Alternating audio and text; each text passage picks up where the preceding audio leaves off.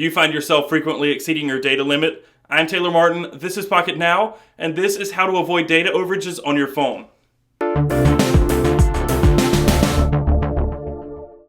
Just when everyone got used to having an unlimited amount of bits to consume with their smartphones each month, the two largest carriers in the US pulled the rug out from beneath us. Pressures on wireless networks around the world from a massive influx of data users over the last several years has forced the rapid expansion of 4G technology.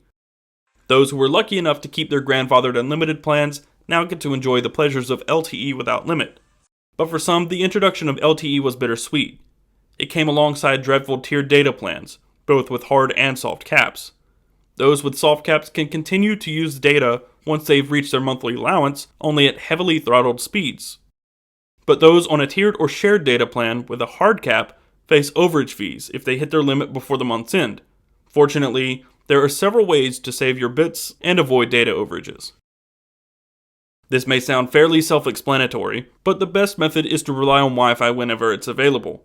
Too often, I catch myself leaving Wi-Fi off when I'm at the coffee shop and streaming Spotify over wireless data for hours on end. When I realize, I end up kicking myself over the 500 megabytes of data I could have saved myself.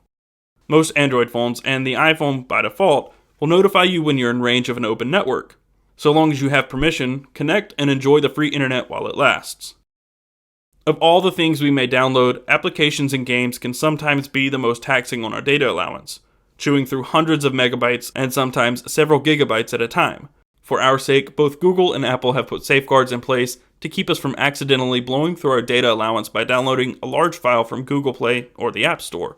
On iOS, you can't download an application or update larger than 50 megabytes over 3G or 4G. You must connect to Wi-Fi before the download will begin. On Android, you're simply notified that you will be downloading a large file and prompted to use Wi-Fi. Also on Android, you have the option to automatically update applications, which is great considering developers are constantly pushing updates to the Play Store. It gets to be overwhelming updating all the applications manually all the time, but Google also added the option to automatically download updates over Wi-Fi only, a simple yet necessary feature. For any files you may have automatically uploading, such as pictures to PhotoStream, Google+, or Dropbox, make sure you select the option to only upload over Wi-Fi as well. This will save a ton of precious bits, especially if you're a notorious photo snapper. In terms of media, the cloud can be your best friend or a terrible enemy.